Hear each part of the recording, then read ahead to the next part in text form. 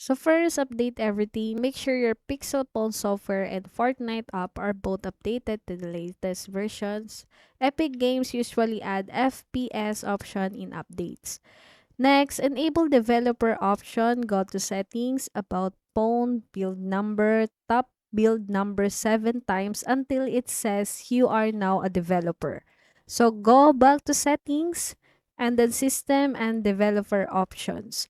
So force higher refresh rate. In developer option, look for force peak refresh rate and turn it on.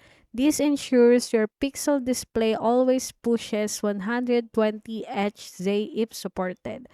Number 4, open Fortnite settings, launch Fortnite, tap the menu, and then settings, the gear icon, and then under video, set frame rate limit 120 FPS, graphics quality medium or low to balance performance. So optional tweaks for smooth gameplay, turn off battery saver and adaptive battery while gaming, use a cool environment or fan to prevent overheating.